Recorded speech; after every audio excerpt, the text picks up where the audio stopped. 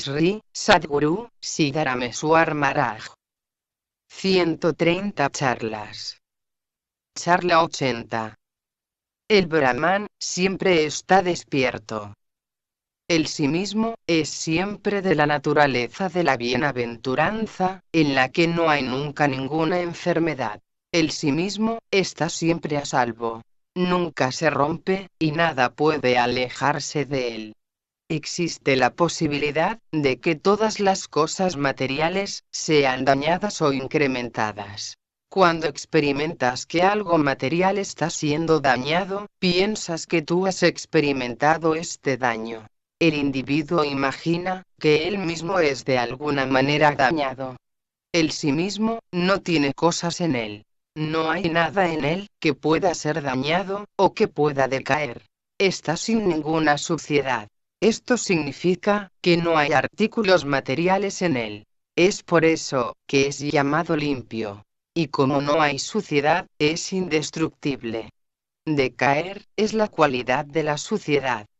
La suciedad está destinada a descomponerse, a destruirse, y a regresar a la tierra. Sin embargo, el inalterable sí mismo es indestructible. Aunque él está en el cuerpo, y en los órganos de los sentidos, no se ve afectado por ellos. El sí mismo no tiene nacimiento, ni muerte. Se puede hablar de muerte, solo en relación con el cuerpo. El sí mismo nunca es corrompido, y es sin partes. No está formado de varias partes, ni es la suma de cualquier parte. Si quieres saber quién es él, este sí mismo es él quien vive en tu cuerpo, y quien conoce el cuerpo.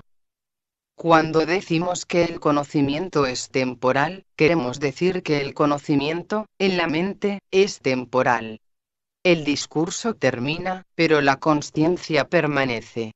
Si un hombre no hubiera sido consciente de sí mismo, no habría vuelto a casa cuando había salido para trabajar. Los deseos pertenecientes a los órganos de los sentidos eventualmente mueren, pero la naturaleza esencial del conocimiento, la consciencia, permanece. Infancia, juventud, vejez, etc. son los estados del cuerpo. Estas son fases naturales para las cosas materiales. Por medio de la energía vital o prana, estos estados del cuerpo son entendidos cuando llegan. Sin embargo, el prana en sí no se vuelve joven ni viejo. Su calidad de energía permanece siendo la misma. Si el prana no tiene ningún cambio en su estado, ¿cómo puede el sí mismo que es el prana del prana, la vida energía de la energía vital, tener estos estados? Los huevos, la combinación de calor y humedad, el nacimiento vivo, y las semillas, son las 4 fuentes de creación, de todos los seres. En todos los seres, el prana funciona solo por el poder del sí mismo. Los estados como la infancia, etc., no tienen ningún efecto en el prana. Entonces, ¿cómo pueden acaso los estados afectar al sí mismo? El individuo, por su propio concepto equivocado, se ata a sí mismo. En el deseo, hay esclavitud. Lo explicaré. Lo que quieras, está en cierto lugar. Si lo quieres, tienes que ir allí donde está ubicado. Tienes que esperar allí, hasta que consigas lo que quieres, y a veces, el deseo se cumple. Entonces, cuando obtienes lo que quieres, si ello no puede ser llevado desde ese lugar, debes permanecer allí. Solo allí, puedes disfrutar de ese objeto, o usarlo. Cuando eso no puede venir con nosotros donde vamos, tenemos que vivir cerca de ese objeto, porque estamos necesitados del objeto. Esto es la esclavitud por el deseo. Si no quieres estar atado, tienes que renunciar a tu deseo. Solo entonces, puedes dejarlo. Donde hay deseo, hay detención, lo que significa tener residencia, viviendo allí, en el mundo. El deseo implica estar en la vecindad del objeto. Cuando el deseo muere, la detención se va. Renunciando al deseo, la liberación es segura. En cambio, albergar deseo, es en sí mismo esclavitud. Cuando todos los deseos se abandonan para siempre, uno se convierte en la realidad. Mientras que el individuo, con todos sus deseos sujetándole con fuerza, baja hacia la destrucción. El sí mismo, no es tocado por todas las cualidades, o modificaciones. Es dicho por algunos, que en el estado de vigilia, el sí mismo está limitado por los límites de ese estado. Sin embargo, si este fuera el caso, no tendría conocimiento del estado de sueño, y permanecería atado a un solo estado. Él habría seguido comiendo solo dulces, o solo cosas amargas, pero él no es así. Esto significa que él no se ve afectado, aunque esté en el cuerpo. En el estado de sueño, él funciona solo por la mente, sin la ayuda del cuerpo físico, o los órganos de los sentidos. Cuando él va más allá del sueño con ensueños, en el sueño profundo, él permanece solo, sin ninguna envoltura o cuerpo. Y no hay una onda de ningún tipo. Usted puede decir, ¿dónde está acaso el sí mismo? No hay nada allí. Pero esto no es realmente así. ¿Quién es acaso el que puede decir que él estaba felizmente dormido? ¿Quién es acaso el que responde a la llamada que se le hace por el nombre que se le da al cuerpo? Esto no sería posible sin el sí mismo. El sueño profundo y la vigilia son estados del cuerpo físico solamente, y no del sí mismo. Él, el sí mismo, siendo testigo de los tres estados, no puede ser nada. Él es el sí mismo supremo, el Paramatman. Tú puedes preguntar, ¿cómo es que cuando él despierta del sueño, cómo es que recuerda él otra vez todos los ambientes del estado de vigilia? Escucha atentamente la explicación. Las circunstancias ambientales están en relación con el intelecto, o cerebro, y no con el sí mismo. Si el intelecto es transformado, la vida mundana se vuelve irreal. Entonces no hay esclavitud o libertad, de ninguna cosa. La vida mundana existe, porque tú lo dices. Tú lo concibes así. La vida mundana es real, únicamente por tus conceptos. Si dices, los he soltado todos mis conceptos, entonces la vida mundana y cualquier esclavitud, se han ido. Son totalmente destruidas. Si lo concebido, o los conceptos, lo aumentas, aumenta la vida mundana.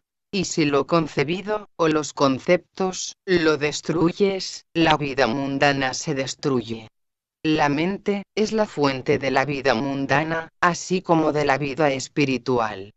Mientras te vas a dormir, te quitas tus prendas de vestir externas. Y cuando te despiertas, te las pones otra vez.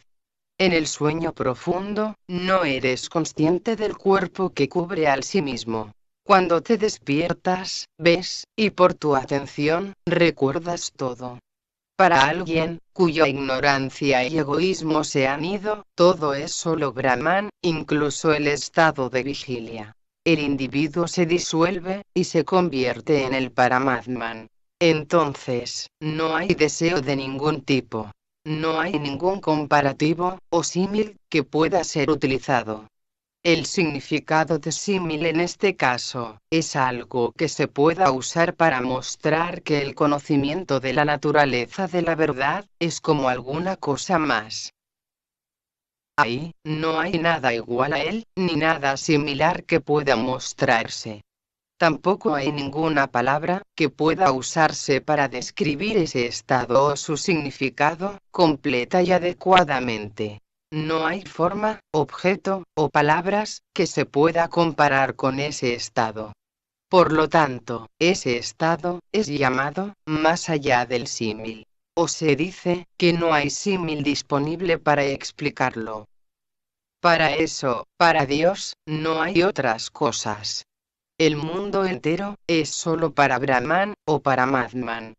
Cuando el autoconocimiento es evidente, solo existe la propia dicha o felicidad, feliz o dichoso, de ser.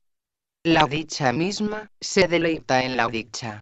Alguien que sea un devoto desinteresado o abnegado, tendrá esta experiencia, cuando la ilusión sea descartada. Por esto, es que la devoción debe ser continua. Uno nunca debería olvidarse, de ser devoto. No debe haber olvido. Cuando algún otro objeto, o logro, se vuelve atractivo para el individuo, y él piensa en ese objeto, se olvida de su devoción a Dios. Por lo tanto, los santos insisten, en la devoción incesante.